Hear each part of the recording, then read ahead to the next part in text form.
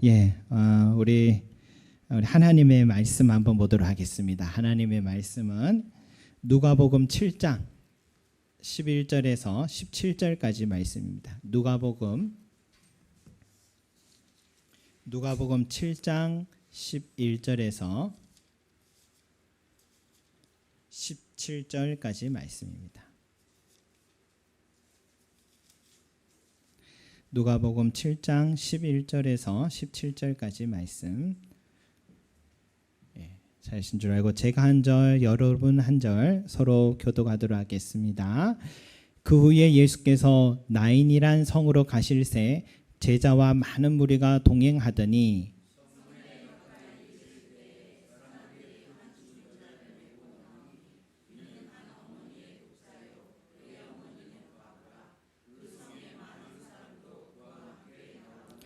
주께서 과부를 보시고 불쌍히 여기사 울지 말라 하시고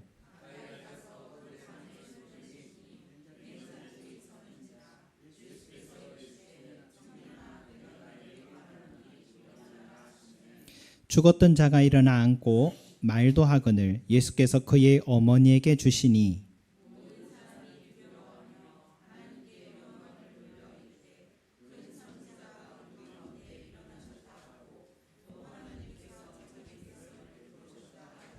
다같이 예수께 대한 이 소문이 온 유대와 사방에 두루 퍼지니라. 아멘.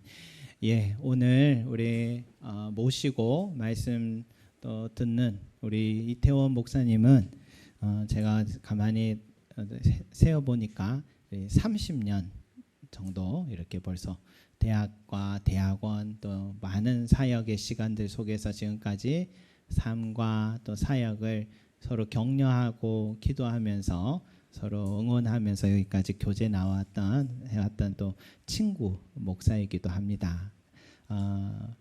하나님의 특별한 또 일하심으로 우리 다음 주부터 이제 세미한 교회를 개척 또 설립해서 또 교회를 세워 가시게 됐습니다.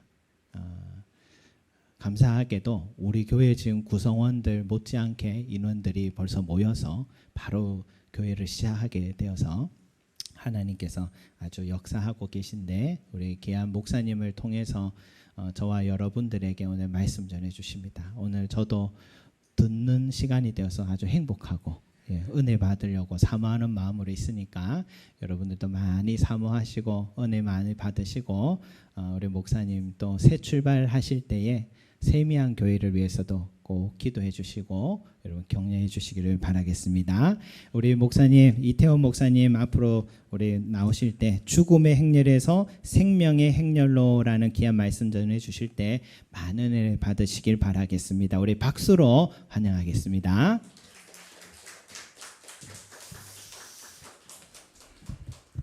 감사합니다. 여러분들은 유대인 150만 명이 죽은 아우슈비츠 수용소를 잘 아실 것입니다. 마리아 프랭크라는 그 여성이 아우슈비츠 수용소에서 자신이 직접 겪은 일을 기록한 책을 본 적이 있습니다. 아우슈비츠 수용소에서 수많은 유대인들은 여러분들이 너무나 잘 아시다시피 가스실에서 형장의 예슬로 처형이 되었습니다. 독일 군들의 사람의 모습은 잔인하게 짝이 없었죠. 다시 말하면 유대인들의 이름표는 없애고 유대인들의 번호표만 남겼습니다. 왜냐하면 그들에게 있어서 유대인들의 인격이나 이름은 아무런 소용이 없었고 의미가 없었기 때문에 그렇습니다. 죄수복을 입은 사람들이 동물처럼 여러분 이리 끌려다니다가 아니면 저리 끌려다니다가 얼마나 많은 고생을 했는지 모릅니다. 그러면서 이 독일 군들이 샤워를 시킨다고 하면서 가스실에 넣어 죽이는 끔찍한 일을 자행하였습니다. 하지만 당시 포로들은 샤워하러 가는 이 길이 무슨 길인지를 직감하였다라는 겁니다. 번호가 물리우면 이제 자신의 인생은 거기에서 끝이 나는 거예요. 그런데 이때 아버지와 어머니들은 자식을 죽이지 않기 위하여서 어떤 행동을 하였습니까? 아들의 번호표가 불리우면 딸의 번호표가 불리우면 아버지가 대신해서 어머니가 대신하여서 옷을 벗어서 바로 딸의 이름표를 그리고 또 아들의 이름표를 본인이 붙이고 나가는 거예요. 그러니까 부모들이 자식들의 옷을 바꿔 입고 나갔다라는 겁니다. 그리고는 사랑하는 자녀들을 향하여서 환하게 웃어주었다라는 겁니다. 여러분, 그 웃음의 의미가 무엇인지는 명확하게 알 수가 없지만 그 웃음, 그 찰나에 이 부모님들의 구구절절하고 애틋한 자녀를 향한 그러한 간절한 마음, 그 심정을 이제 우리가 아버지가 되었으니까, 이제 우리가 어머니가 되었으니까 그 마음을 조금이나마 이해할 수가 있을 것입니다. 여러분, 옛말에 부모가 죽으면 어디에 묻습니까? 산에 묻지만 자녀가 죽으면 어디에 묻는다라고 얘기합니까? 가슴, 마음에 묻는다라고 얘기하지 않습니까? 오늘 말씀에 나오는 그 절박한 부모의 심정을 한 여인이 나오는 것을 우리가 발견하게 됩니다. 가버나움에 계시던 예수님께서 오늘 말씀에 보니까 나인성을 향하여서 나아가고 계십니다. 여러분, 가버나움에서 나인성의 거리는요, 지금으로 얘기하면 40km가 되어진답니다.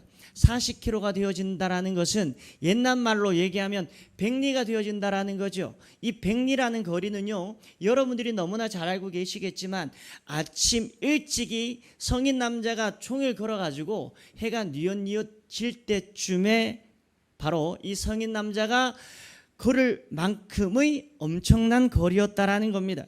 근데 11절 말씀에 보니까 예수님께서 나인성으로 가시는 그 길에서 제자들뿐만 아니라 수많은 사람들이 오늘 말씀에 보니까 따라왔다라고 얘기하고 있습니다. 여러분, 한번 상상을 해보시기 바랍니다. 우리가 읽지는 않았지만 7장 1절에서 10절까지의 말씀을 보면 죽어가는 백부장의 하인을 살린 후에 그 기적의 모습을 보고 예수님을 따르던 이 제자들과 무리들이 얼마나 들떠있고 행복했겠습니까? 얼마나 사기가 충만해져 있었겠습니까? 예상하건대 예수님께서 앞서서 가장 먼저 나인성으로 들어가시고요, 그 뒤를 이어가지고 예수님의 제자들이 어깨에 힘을 두고 예수님을 뒤쫓아갔을 거예요. 그리고 그 다음에는 예수님을 추종하던 무리들이 웅성웅성 환호하면서 예수님을 따라가는 그 분위기는 여러분, 잔치집 마냥 시끌벅적한 분위기가 아니었겠습니까? 우리는 이런 예수님의 행렬을 무엇이라고 얘기할 수가 있겠습니까?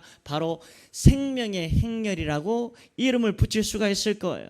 근데 이 예수님께서 함께 하신 이 생명의 행렬이 나의 성문에 이르렀을 때 오늘 말씀해 보니까 또 하나의 행렬이 성문 밖으로 나오고 있음을 발견하게 되었다라는 겁니다.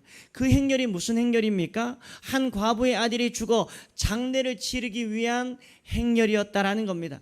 다시 말해서 이건 우리가 이름을 붙이면 생명의 행렬의 반대, 무슨 행렬이라고 얘기할 수가 있겠습니까? 죽음의 행렬이라고 얘기할 수 있다라는 거예요. 그러니까 오늘 말씀을 가만히 보면 그 구도가 생명의 행렬과 죽음의 행렬이 맞닥뜨리게 되었다라는 겁니다. 근데 오늘 말씀에 보니까 성경에 죽은 아들을 12절 말씀에 보니까 과부의 독자라고 얘기를 하고 있다라는 겁니다.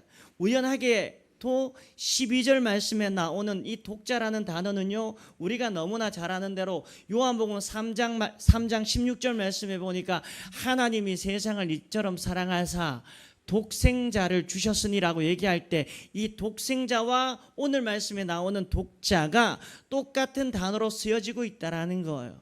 그런 의미에서 이 말은 그 장례 행렬이 얼마나 비참한 행렬인지를 인간적으로 보면 비탄과 슬픔의 행렬이었는지를 보여주는 그러한 장면이라는 겁니다. 당시 사회는 여러분 철저히 남성 중심의 사회였다라는 겁니다. 남편이 죽고 홀로 남아 과부가 되어진다라는 것은요, 어떻게 보면 여자에게 인생의 사형 선고가 선포되어지는 것과 다름이 없었다라는 거예요. 그 당시만 해도 여성들은 남성에게 종속되어진 사회적인 약자에 불과했다라는 겁니다. 제가 제 얘기를 해서 죄송한데 이제 저도 결혼 20년 차가 넘었습니다. 근데 시간이 지나면서 여러분 가정의 구조의 변화랄까요? 제가 그걸 피부로 느껴지는데 이상하게 저희 집에는 딸밖에 없어요. 여자가 4명이 있고 그리고 또 아들이 남자가 쟤밖에 없는데 저는 소리가 점점 작아지고 여자들은 소리가 점점 커지는 듯한 그러한 느낌을 받는다라는 겁니다. 그리고 또 여러분 머리카락은 얼마나 많이 생기는지 저는 이제 나이가 들어가지고 머리가 조금씩 빠지게 되었는데 집에 여자들 가족들이 많이 있으니까 머리카락이 빠지는데 장난이 아니더라고요. 얼마나 머리카락이 많이 생겨나는지 모릅니다. 그러니까 남편을 잃어버렸다라는 것은 여러분, 그 당시의 상황으로는 이 두 가지를 이야기할 수 있다라는 겁니다. 첫 번째는 가난하다라는 거예요. 그 당시에는 여자 혼자서 일을 할 수 있는 여건이 전혀 되지 않았다라는 거예요. 여러분, 룻기에 나오는 룻이 그랬듯이 과부들은 다른 사람의 밭에서 추수하고 남은 이삭을 주어서 그것으로 생계를 연명하는, 정말 어떻게 보면 불행하고 끔찍한 그러한 인생을 살았다라는 겁니다. 두 번째로 무엇입니까? 과부는요, 사회적인 약자였다라는 거예요. 억울한 일을 당해도 울타리가 되어줄 남자가 없었기 때문에, 남편이 없었기 때문에 억울한 일을 당하면 그 아픔과 상처와 그 충격을 고스란히 본인이 받을 수밖에 없었다라는 거예요. 그래서 출애굽기 22장 22절 말씀을 보니까 과부가 억울한 일을 당해 하나님 앞에 간절히 호소하면 우리 하나님께서 그 기도를 들어주신다라고 얘기하고 있지 않습니까? 그러니까 이 아들의 죽음은 무엇을 얘기합니까? 이 여자에게 있어서 모든 것을 앗아가게 만들었고요, 이 과부에게 있어서 인생의 신락 같은 희망을 잃어버리게 만들었다라는 거예요. 절대절명의 순간이 이 여인에게 지금 찾아왔다라는 겁니다. 여러분, 우리가 흔히 기구한 운명이라는 얘기를 많이 하는데 오늘 이 과부에게 적용된 그러한 단어가 바로 기구한 운명이 아닐까라는 생각을 지울 수가 없다라는 겁니다. 그러니까 저는 오늘 이 말씀을 묵상하면서 제 마음속에 어떠한 생각이 들었느냐 하면, 어찌 보면 이 세상을 살아가는 저와 여러분 모두 다가 오늘 말씀에 나오는 과부, 다시 말하면 영적인 과부가 우리가 아닐까라는 생각을 하지 않을 수가 없었다라는 거예요. 여러분, 시편 84편의 말씀을 보면 우리의 인생은 필그림의 인생, 순례자의 인생이라는 겁니다. 여행자의 인생이라는 거예요. 야고보서 3장 말씀에 보면 쉬있다가 안개와 같이 사라지는 인생이 저와 여러분들의 인생이 아닙니까? 전도서 1장 1절 말씀에 보면 헛되고 헛되며 헛되고 헛되니 모든 것들이 헛되도다라고 하는 그런 전도자의 고백처럼 저와 여러분들의 인생이 어떻게 보면 하나님을 믿고 있는 인생이지만 때로는 우리의 마음이 무너지고 아파하고 상처받아서 하나님을 믿는 그 믿음이 이상하게 자꾸 나도 모르는 사이에 슬며시 그 믿음이 사라지는 그러한 인생을 저와 여러분들이 살고 있는 것을 발견하게 되어진다라는 겁니다. 얼마나 많은 사람들이 명예와 물질을 소유하고 이상하게 그 고난과 고통은 나를 피해가지 않고 나에게만 드리워지는지 하나님을 믿는 내 자신도 내 마음이 망가질 때가 얼마나 많이 있는지 모릅니다. 다른 사람들은 다 행복한 것 같아요. 다른 사람들은 다 잘 사는 것 같습니다. 그러나 여러분, 우리가 보기에 행복하게 보이는 사람도, 우리가 보기에 너무나 아름답고 존귀하게 살아가는 그러한 사람들도 그들의 심령을 살짝만 분석해 보면 자신의 아들을 잃어버린 과부처럼 늘 좌절하고 넘어지고 죽음의 행렬 속에서 산 소망을 잃어버리고 눈물 지으면서 하루하루를 버티는 사람들이 얼마나 많이 있는지 모릅니다. 때로는 그 과부의 모습이 죄 속에 살아가는 이 세상에 살아남은 저와 여러분들의 인생이라는 사실을 지울 수가 없다라는 겁니다. 여러분, 그러니까 세상에 많은 사람들이 오늘 말씀에 나오는 과부와 같이 크고 작은 고난과 아픔과 상처가 있을 뿐이지 인생의 살맛을 잃어버렸다고 해도 과언이 아닐 만큼 저와 여러분들은 하나님을 믿는 믿음이 있지만 때로는 나에게 만족과 유익이 되는 그러한 사건이 많이 일어나지만 우리의 인생 속에서는 좌절이 스물스물하게 올라올 때가 많이 있다라는 겁니다. 그런가 하면 동시에 오늘 말씀에 나오는 이 나 인생이라는 배경이 굉장히 중요하다라는 사실을 기억을 해야 된다라는 겁니다. 저는 어렸을 적에 이 말씀을 묵상하면서 이 나 인생이라는 것은 성이 9개가 되어 있기 때문에 나 인생이구나, 이러한 무식한 생각을 하게 되었습니다. 여기서 나 인생이라는 말은 어떤 의미가 담겨져 있느냐 하면 즐거움, 기쁨, 희락이라는 의미가 담겨져 있다라는 겁니다. 그러니까 어떻게 보면 기쁨과 즐거움과 소망과 확신에 찬 삶이 내 마음속에 춤추어야 할 그러한 성이 어떻게 보면 나 인성이야 되는데 어떻게 보면 말도 되지 아니하는 일이 벌어졌다라는 거예요. 남편을 잃은 여자가 무슨 이유인지는 모르겠지만 아들까지 보내는 그러한 말도 되지 아니하는 고통과 아픔의 상황이 벌어졌다라는 겁니다. 그러니까 아름답게 보이는 듯 하지만 좌절의 눈물이 있는 곳, 희락과 기쁨이 있는 곳 같지만 고통과 아픔과 상처와 눈물이 있는 곳, 이곳이 어디입니까? 저와 여러분들이 살아가는 이 세상, 영적 나 인생이라는 것을 우리가 분명히 기억을 해야 된다는 겁니다.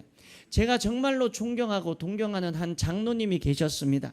이 장로님은요, 나도 그러한 인생을 살듯이 나도 저 장로님의 인생을 따라 한번 살고 싶다라는 생각이 들 정도로 남들이 보기에는 정말 훌륭한 인생을 사시는 분 같았습니다.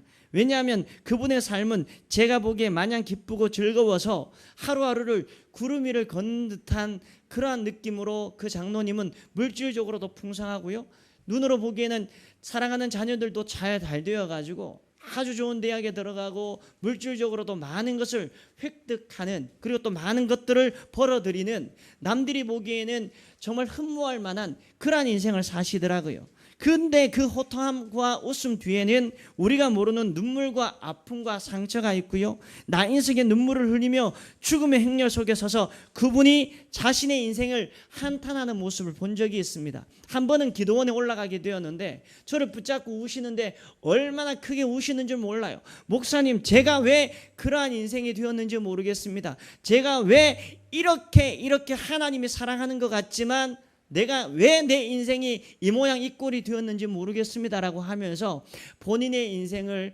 하소연하는 그러한 모습을 보았습니다. 여러분, 저와 여러분들의 인생 속에 본질이 무엇입니까? 이 본질의 문제는 내가 가진 것이 많고 적음의 차이가 아니라는 거예요. 내가 많은 명예를 누리고 내가 명예가 없다라는 것, 그거 아니라는 겁니다. 내가 높은 자리에 올라가고 덜 높은 자리에 올라가고, 이게 바로 본질이 아니라는 겁니다. 이 과부처럼 결핍의 인생은 어쩔 수 없는 저와 여러분들의 인생이고요, 연약함과 부족함의 인생이 저와 여러분들의 인생임을 믿으시는 저와 여러분들이 되기를 주님의 이름으로 축원합니다. 여러분, 이 세상에 사는 젊은이들을 보십시오. 소망을 잃어버리고 하루하루 를 보내는 그러한 청년들이 얼마나 많이 있는지 모릅니다. 20세기에 대표적인 신학자 가운데 존 스토트는요, 크리스찬의 가장 큰 적은 절망과 실망이다라고 이야기하고 있고요, 우리가 너무나 많이 들어본 키에르 케고르라는 덴마크의 철학자가 있습니다. 이 사람은요, 절망이란 죽음에 이르는 병이라고 설파하고 있다라는 거예요. 이 죄에 노출된 우리는 절망의 문제에서 자꾸 벗어나려고 해도 자꾸 절망이 엄습해 오고요, 그리고 또 절망 속에서도 내가 다시 소망을 갖지만 다시 절망 속으로 거꾸로지는 듯한 그러한 삶을 살아갈 수밖에 없는 것이 바로 우리의 실존이라는 겁니다. 근데 14절 말씀에 예수님께서는요, 죽은 아들의 호칭을 뭐라고 얘기하고 있습니까? 14절 말씀에 보니까 청년이라고 얘기하고 있는데, 제가 여러 주석을 한번 찾아보니까 대체로 20살에서 25살 정도의 나이로 추정을 하고 있더라고요. 그러니까 이 청년은 어떻습니까?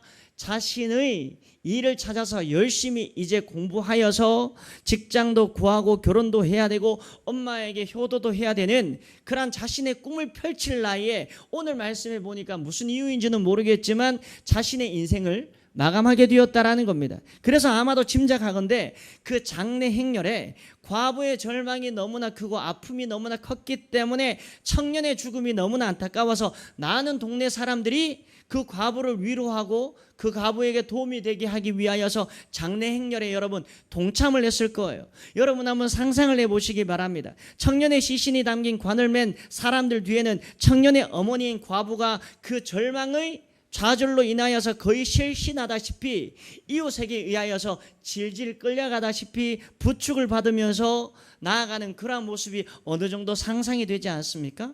그래도 나름대로 동네 사람들이 함께 그 죽음의 행렬에 동참을 해주고 과부의 뺨에서 흐르는 눈물을 닦아주고 함께 슬퍼해주고 장례가 잘 치러질 수 있도록 팔을 걷어붙이고 열심으로 열정적으로 도왔을 거예요. 근데 여러분, 그렇다고 그런 애씀과 위로가 그 과부의 눈물을 완벽하게 멈추게 하거나 좌절과 죽음에서 근본적으로 그녀를 세워 일으켜줄 그러한 힘이 있습니까? 아니라는 겁니다.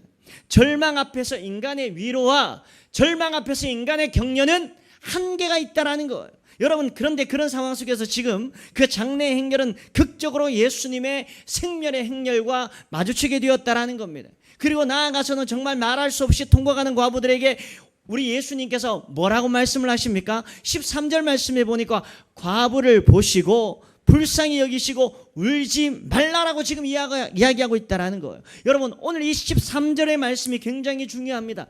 불쌍히 여기시고, 이 말은요, 헬라어 원문에 보니까 스프랑케 니조마이라고 얘기하고 있습니다. 많이 여러분들이 들어보시겠지만 창자가 끊어질 정도로 아픔을 느끼셨다. 정확하게 얘기한다면 창자가 비틀려서 끊어질 정도의 고통과 아픔을 느끼셨다라는 얘기입니다. 그러니까 여러분, 예수님은요, 이 과부를 보시면서 어떠한 생각이 들었습니까? 야, 좀 인간적으로 안 됐네. 불쌍하다. 이제 너 뭐 먹고 살아갈래? 힘내? 그래도 하나님이 함께 하시니까 화이팅! 이 정도의 위로가 아니었다라는 거예요. 예수님의 창자가 뒤틀려서 끊어질 정도의 아픔으로 함께 동감해 주시고 공감해 주셨다라는 거예요. 여러분, 이게 무엇입니까? 이게 바로 긍휼이라는 단어예요. 이게 바로 불쌍히 여기시다라는 단어입니다. 우리를 향하신 하나님의 안타까운 심정이 녹아있는 그러한 단어가 아니고 무엇이겠습니까? 여러분, 이게 바로 십자가예요. 우리 하나님께서는 저와 여러분들의 아픔과 고통을 우리 주님이 창자가 뒤틀려서 끊어질 정도로 함께 공감해 주시는 하나님이신 줄 믿으시는 저와 여러분들이 되기를 주님의 이름으로 소망합니다.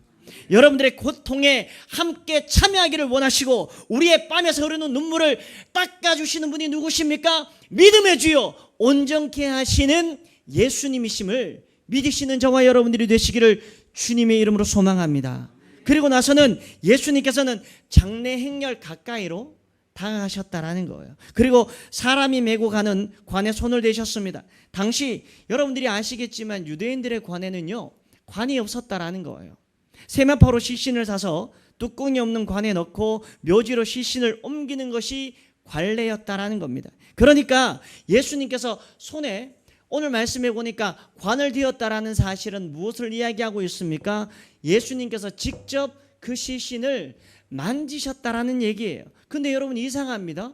구약에 보면 레위기 21장 11절, 민수기 19장 11절, 민수기 9장 6절 말씀에 보면 사람이 관에 손을 대거나 시체를 만지면 그 사람은 부정한 사람, 불결한 사람이라고 얘기하고 있지 않습니까?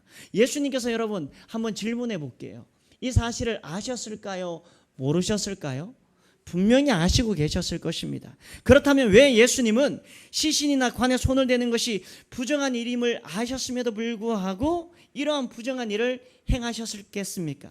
어떻게 보면 이런 예수님의 행동이 이해하려고 해도, 아무리 이해하려고 해도 이해가 되지 않는다라는 거예요. 하지만 정답은 다른 곳에 있는 것이 아니라 바로 13절 말씀, 스프랑케 니조마이, 불쌍히 여기셨다라는 말 속에 해답이 있다라는 거예요. 아들을 잃은 여인의 슬픔이 예수님에게도 창자가 뒤틀려지는 것과 같은 고통이 되셨다라는 겁니다. 그러니까 단지 여기서 과부가 한 일이 무엇입니까? 운 것밖에 없다라는 겁니다. 다른 이적이나 사람들처럼 예수님을 향하여서 간절한 믿음이 있거나 간청한 기도가 있었다라는 그러한 내용이 오늘 말씀을 보니까 전혀 없었다라는 거예요. 바로 그 과부를 향한 주님의 긍휼하심, 그녀를 불쌍히 여기시는 주님의 심정, 그것이 바로 다였다라는 겁니다.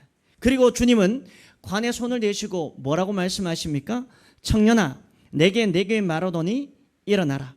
아마도 예수님께서는 큰 소리로 외치지 않으셨을 거예요. 왜냐하면 제가 앞에서도 말씀드렸지만 예수님께서는 창자가 뒤틀려지는 것과 같은 그러한 말할 수 없는 고통을 본인이 느끼셨기 때문에 아주 작은 목소리로 청년아 일어나라, 청년아 일어나라 라고 하셨을 것입니다.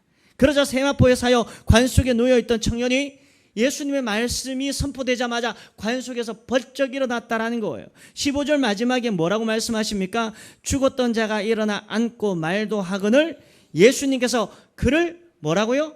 어머니에게 주시니 라고 지금 이야기하고 있다라는 거. 여러분, 이 말씀이 무엇입니까? 예수님께서 죽었다가 살아난 그 청년을 어머니에게 되돌려 주었다라는 얘기입니다. 이 말씀은요, 아들을 살려주신 일은 단순히 죽은 자를 살려주셨다라는 것만으로 이야기하고 있지 않다라는 겁니다. 바로 과부인 그 어머니에게 절망의 절망을 걷고 있는 한 여인에게 죽음의 행렬에 놓여있는 절망에 놓여있는 한 여인에게 그 과부에게 한계가 있는 사람의 위로와 안위가 아닌 하나님이 주시는 참 생명의 기쁨과 소망을 완벽하게 복구시켜 주셨다, 완벽하게 되찾아 주셨다라는 의미가 담겨져 있다라는 거예요. 동일합니다. 예수님께서는요, 절망에 빠져있는 과부에게 찾아오셨듯이 사망의 음침한 골짜기를 걸어가고 있는 죽음의 행렬 속에 있는 아무것도 할 수 없는 복음을 잃어버린 사람들에게 찾아오셨다라는 사실을 믿으시는 저와 여러분들이 되기를 주님의 이름으로 소망합니다. 내가 아무것도 할 수 없어서 낭망하고 쓰러져서 하나님이 아니면 아무것도 할 수 없습니다라는 그러한 고백이 나오기 전까지 내가 절망 속에 죽음의 행렬 속에 있는 나에게 우리 예수님께서 여러분들이 인생에 찾아와 주셔서 참 복음을 허락해 주셨잖아요. 죽음의 행렬 속에 있는 우리를 생명의 행렬로 옮기신 분이 누구이십니까? 예수님이셨다라는 사실을 저와 여러분들은 너무나 잘 알고 있지 않습니까? 신음과 고통 속에 있는 우리 가족들에게, 그리고 또 우리 사업장에 우리 주님께서 찾아오셨다라는 겁니다. 육신의 고통과 마음의 병에 있는 우리들에게 찾아오셨다라는 거예요. 그리고서는 예수님으로 말미암아 생명과 기쁨과 소망을 주셨다라는 사실을 믿으시는 저와 여러분들이 되기를 주님의 이름으로 소망합니다. 여러분, 지금으로부터 한 11년 전에 7번 방의 선물이라는 영화가 개봉이 되었습니다. 다 보셨을 거예요. 아실 겁니다. 이 영화는 우리나라 역대 관객 수 3위에 랭크되어 있는 많은 분들이 본 영화입니다. 이 영화의 주인공의 이름이 바로 무엇입니까? 용구 씨입니다. 그리고 또 그 딸의 이름이 예승이었다라는 거 여러분 기억나실 거예요. 이 용구 씨는 나이가 지극히 들었지만 지적 나이는 4살에서 5살 정도밖에 되지 아니하는 그러한 사람이었습니다. 그래도 용구 씨와 딸 예승이는 누가 뭐라 해도 너무 행복하게 아름답게 하루하루를 살아갑니다. 그 용구 씨가 마트에서 주차 요원으로 일하는데 딸 예승이가 좋아하는 세일러 가방을 사주기 위하여서 월급날을 하루하루 손꼽아 기다리는 아주 좋은 아빠, 딸에게 있어서는 너무너무 사랑스러운 아버지가 누구예요? 바로 용구 씨였습니다. 근데 매일같이 구경을 가던 그 가방 가게에 마지막 남아있던 세일러 가방이 그만 팔리고 마는데, 그것도 내용에 가만히 보니까 경찰청장의 딸 지영이에게 판매가 되었다라는 겁니다. 그래서 용구 씨가 슬퍼하고 있을 차에 용구 씨는 우연히 지영이를 자신이 일하고 있는 마트에서 만나게 됩니다. 근데 이 지영이가 착했나 봐요. 이 지영이는 용구 씨에게 세일러 가방이 파는 곳을 알려주겠다고 하면서 용구 씨를 데리고 시장으로 가게 되어집니다. 근데 그 날씨가 영하 18도였습니다. 그만 앞서가던 지영이가 시장 바닥에 고인 얼음에 미끄러져서 머리를 땅에 부딪히고, 거기에다가 갑자기 위에 떨어진 벽돌에 그만 그 지영이가, 경찰청장의 딸인 지영이가 죽고 맙니다. 용구 씨는 그런 지영이를 살리기 위하여서 마트에서 배운 대로 인공호흡을 하면서 혈액순환을 돕기 위하여서 지영이의 바지 혁대를 푸는데, 그때 마침 시장 골목을 지나가고 있는 어떤 아주머니가 용구 씨의 그런 행동을 보고 용구 씨가 어린 지영이를 성폭행한 후에 살인했다라는 그런 오해를 해버립니다. 그러니까 용구 씨가 말도 되지 아니하는 그런 억울한 누명을 쓰고 소위 말하는 7번 방 감옥의 감방의 이름 번호예요. 그때부터 용구 씨의 감옥 생활이 여러분 시작이 되어진다라는 겁니다. 그런 와중에 처음에는 강도, 강간, 영아, 유기, 살해 등등해서 많은 죄목을 가지고도 돌아온 용구 씨를 보면서 죄수들도 용구 씨를 싫어하고 아주 인간적으로 외면하는 그러한 모습을 보게 됩니다. 근데 이상하게 시간이 지남으로 말미암아 많은 사람들은 누구보다 따뜻하고 착한 마음을 가진 용구 씨에게 마음을 열기 시작하고요, 끝내는 이 용구가 결박하다라는 그러한 결론에 이르게 되어집니다. 그래서 그 용구 씨를 다 신뢰하게 되어집니다. 그런 와중에 처음에는 여러분 용구 씨를 싫어하다가 많은 사람들은 용구 씨의 팬이 되어서 그를 살리기 위하여서 얼마나 많은 노력을 하는지 모릅니다. 공판 날짜가 다가오자 7번 방의 사람들은 용구 씨의 재판에 승소하기 위하여서 그날의 상황을 정리하면서 용구 씨가 재판에 유리한 진술을 할 수 있도록 계속 그 용구 씨에게 지적인 문제가 있으니까 가르치는 거예요. 하지만 재판 당일날 죽은 지영이의 아버지인 경찰청장이 용구 씨에게 찾아옵니다. 그리고서는 다짜고짜 용구 씨에게 폭력을 행사하면서 죗값을 치르라고 윽박을 지르고, 만약 네가 죗값을 치르지 아니한다면 네 딸인 예승이를 내가 어떻게 해버리겠다라고 협박하는 장면이 나오지 않습니까?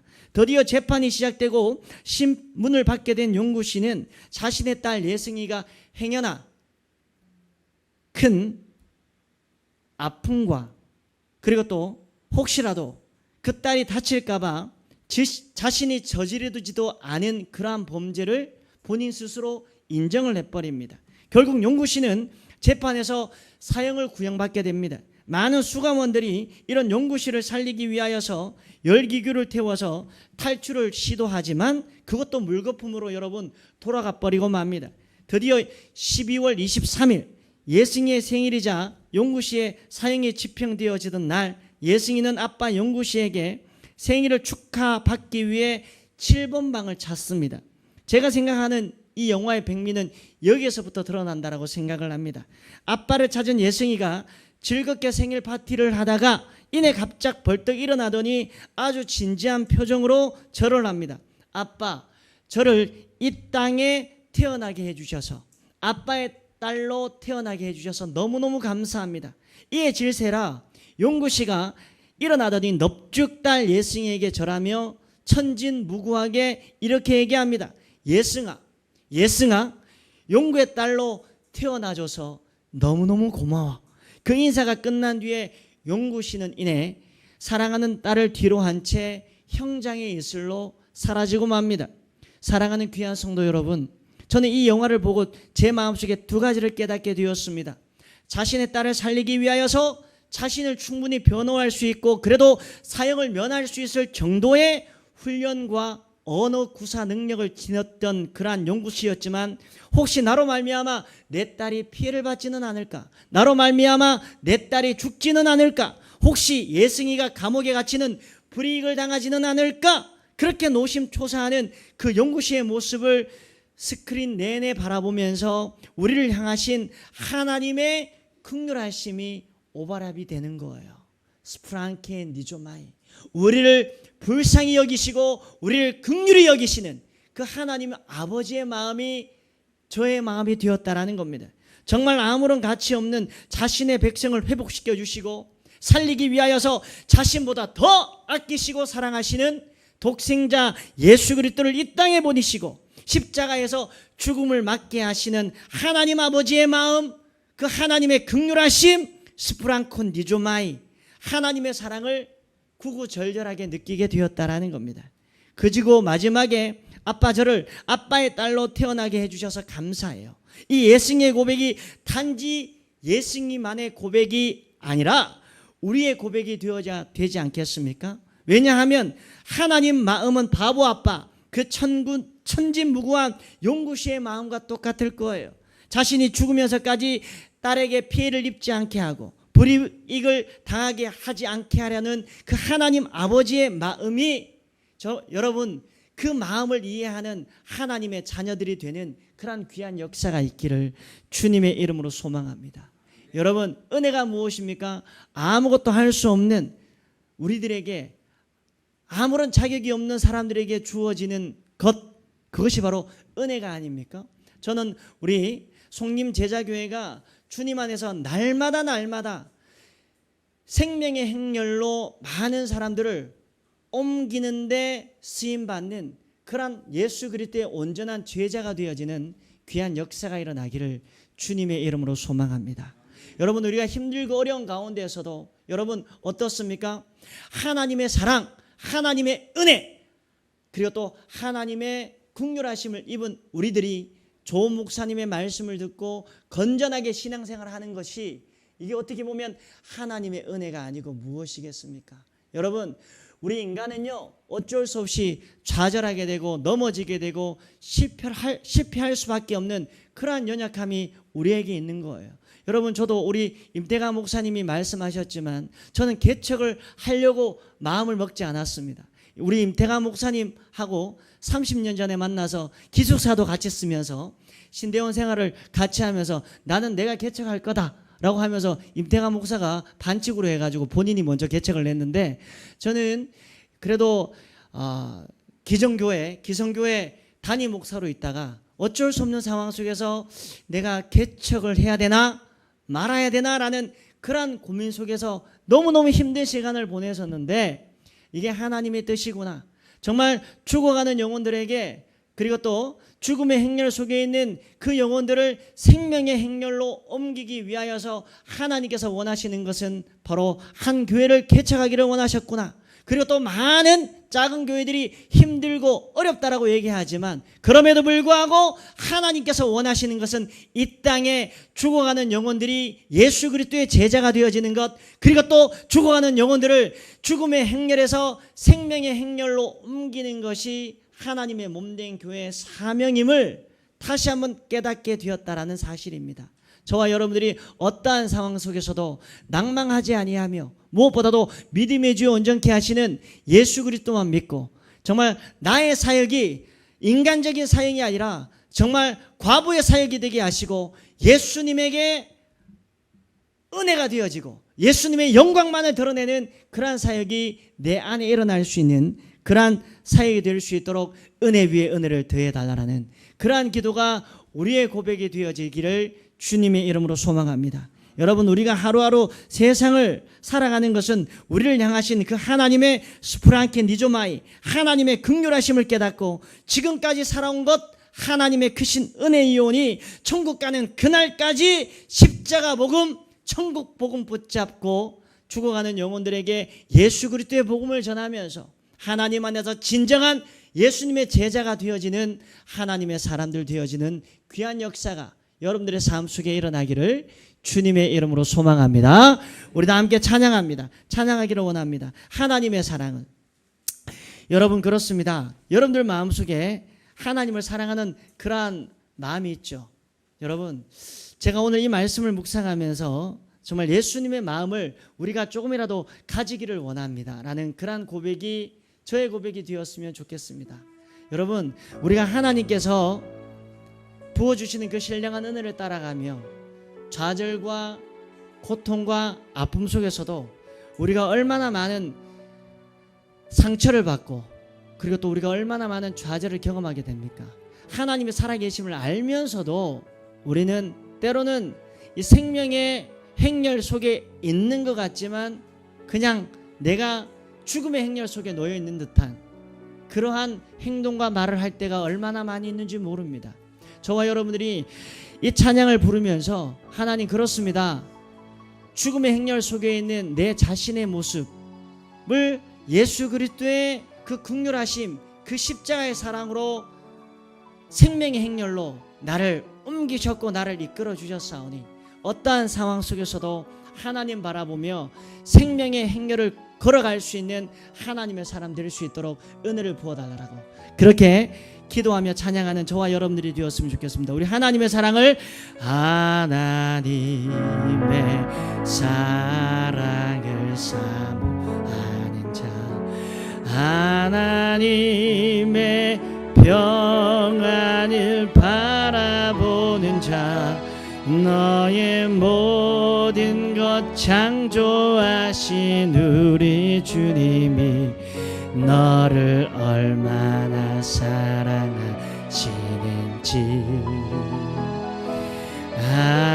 하나님께 찬양과 대하는 자, 하나님의 선하심을 닮아가는 자, 너의 모든 것 창조하신 우리 주님이 너를 자녀 삼으셨네. 하나님 사랑해, 하나님 사랑의 눈으로 너를 어느 때나 바라보시고 하나님 인자한 귀로서 언제나 너에게 기울이시니 어두움에 밝은 빛을 비춰주시고 너의 작은 신음에도 응답하시니 너는 어느 곳에 있든 바라고 주만 봐.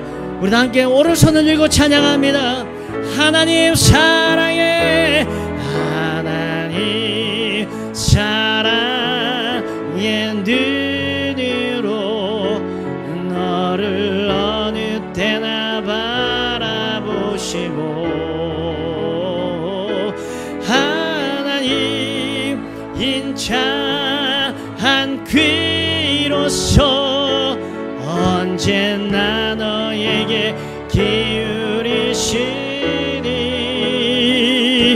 어두움에 밝은 빛을 비춰주시고 너의 작은 신음에도 응답하시니 너는 어느 곳에 있든지 주를 향하고 주만 바라보. 우리 다시 한번 하나님 사랑해, 하나님 사랑의 눈으로 너를 어느 때나 바라보시고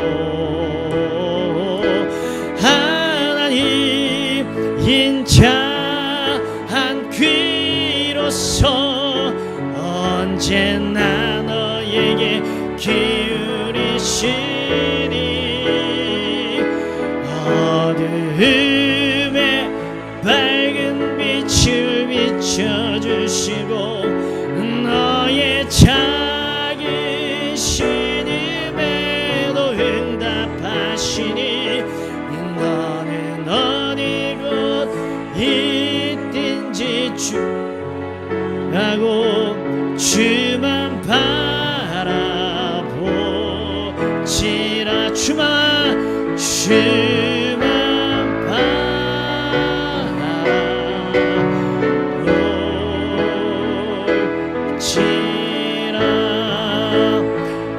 여러분 이 시간 우리가 잠깐 기도했으면 좋겠습니다. 그렇습니다. 하나님께서 우리들에게 은혜를 부어주실 줄 믿습니다. 여러분 좌절 속에 있는 죽음의 행렬 속에 있는 과부와 같은 인생이 어떻게 보면 저와 여러분들의 인생 아닙니까? 소망이 있어야 되는데 예수 믿었으면 내 길의 앞길이 시온의 대로와 같이 열려야 되는데 왜 나에게 그런 병이 찾아왔는지, 왜 나에게 그런 아픔과 상처와 그런 고통이 있는지 하나님을 이해하지 못할 때가 얼마나 많이 있는지 모릅니다. 그럼에도 불구하고 여러분 하나님께서는요 여러분들이 힘들고 좌절과 낭망 속에 있을 때 하나님께서는 일하신다는 사실을 믿으시는 저와 여러분들이 되시길 바랍니다. 예수님께서 여러분들을 죽음의 행렬에서 생멸로 옮기셨고 앞으로도 옮겨주실 것을 믿으시는 저와 여러분들이 되시길 바랍니다. 그리하여서 우리의 인생이 아니라 송림 제자교회가 그 이름처럼 예수님의 제자들로 차고 넘치는 열정의 하나님의 일꾼들이 되어질 수 있도록 은혜 위에 은혜를 되달라고 이 시간 내 자신 속에 살아 역사하시는 하나님을 믿는 믿음으로 말미암아 하나님의 몸된 교회를 섬기겠습니다. 내가 주님께서 원하시는 그러한 기쁨의 사역을 감당하겠습니다라는 그러한 고백이 우리의 고백이 되기를 원합니다. 우리의 기도가 되기를 원합니다. 이 시간 주의 임차게 부르면서 우리 교회 정말 송림 제자교회를 위하여서 담임 목사님을 위하여서 내 자신을 위하여서 오늘 말씀에 적용점을 넣고 하나님 앞에 간절히 기도하도록 하겠습니다. 우리 다 함께 주의 임차게 부르시고 기도합니다. 주여 하나님 아버지 은혜 위에 은혜를 더하여 주심을 감사합니다. 믿음의 주 온전케 하시는 예수님을 바라볼 수 있도록 하나님 역사하여 주시고 우리 사랑하는 송림 제자교회가 임태환 담임 목사님을 중심으로 하여서 너무나 아름답고 존귀하고 복된 교회가 되어지게 하신 하나님을 찬양합니다. 아무것도 할 수 없는 나에게 찾아와 주셔서 산 소망과 기쁨과 능력을 허락하여 주신 그 하나님을 믿는 믿음으로 말미암아 하나님께서 원하시고 기뻐하시는 사역이 나를 통하여서 우리 가정을 통하여서 일어날 수 있도록 은혜 위에 은혜를 더하여 주옵소서. 담임 목사님을 중심으로 한 마음이 되고 한 뜻이 되어질 수 있도록 하나님 역사해 주시고 성령의 기름을 부어주시고 은혜 위에 은혜를 더하여 주심으로 말미암아 하나님을 찾고 하나님께서 원하시고 기뻐하시는 사이에 나를 통하여서 일어날 수 있도록 하나님 역사하여 주옵소서. 하나님의 긍휼하심이 우리 사랑하는 하나님의 놀라운 교회, 우리 하나님의 성림 제중에 하나님 우리 귀한 성도들의 삶 속에 임하기를 원합니다. 능력 위에 능력을 더하여 주시고 하나님의 어루만지심, 하나님의 긍휼하심, 하나님의 불쌍히 여기심이 우리 교회 하나님의 귀한 한국 땅의 교회 위에 임하여 줄 수 있도록 하나님 역사하여 주옵소서. 아무것도 알 수 없는 나에게 찾아와 주셔서 능력 위에 능력을 더하여 주시고 은혜 위에 은혜를 더하여 주시고 말미암아 하나님을 향한 산소망이 일어나기를 원합니다. 능력 위에 능력을 더하여 주시고 하나님만을 바라보기를 원하오니 은혜 위에 은혜를 더하여 주시옵소서. 하나님 아버지 은혜를 감사합니다. 이 시간 하나님께서 우리들에게 은혜 위에 은혜를 더하여 주시고 정말 하나님의 귀한 사람들로 세워주시고 죽음의 행렬 속에서 생명의 행렬로 우리를 인도하여 주신 하나님을 찬양합니다. 하나님 아버지 우리 사랑하는 귀한 성도들 한 명 한 명 성령의 기름을 부어주셔서 내게 능력 주시는 그 하나님의 말씀 앞에 순종하며 주님께서 원하시고 기뻐하시는 그 길을 걸어갈 수 있도록 하나님 역사하여 주시옵소서. 아무리 힘들고 어려워도 그럼에도 불구하고의 신앙을 가질 수 있는 하나님의 귀한 제자들 될 수 있도록 은혜 위에 은혜를 더하여 주시고 나가도 복 받고 들어와도 복을 받고 시냇가에 심은 나무처럼 하나님의 물된 동산처럼 세상 사람들이 경험하지 못하고 감당하지 못하는 놀라운 하나님의 축복이 사랑하는 귀한 종들의 인생 속에 드리워질 수 있도록 하나님 역사하여 주옵소서. 성림 제자교회가 주님께서 기뻐하시는 사역자로 우리 사랑하는 귀한 담임 목사님을 세우셨고 간사님을 세우셨고 우리 사랑하는 안수 집사님들을 세우셨고 권사님들을 세우셨사오니 맡은 자에게 구할 것은 충성이라고 하셨사오니 하나님 아버지 죽어가는 영혼들에게 복음을 전하게 하시고 하나님의 몸된 교회를 위하여 애쓰게 하시고 주님께서 원하시는 그러한 하나님의 영광을 드러내는데 부족함이 없는 하나님의 성도들 되어질 수 있도록 은혜 위에 은혜를 더하여 주시옵소서. 이제는 예수 그리스도의 은혜와 하나님 아버지의 무한하신 사랑과 성령님의 감동 감화 역사 위로하심의 은혜가 스프랑케 니주마이 하나님의 긍휼하심 하나님의 불쌍히 여기심을 갈망하는 사랑하는 성도들 머리 위에와 죽음의 행렬에서 생명의 행렬로 예수 그리스도의 복음을 듣기를 원하는 우리 사랑하는 귀한 송림 제자교회의 귀한 권속들 머리 위에와 식구들 머리 위에 이제로부터 영원토록 함께 있을 지어다. 아멘.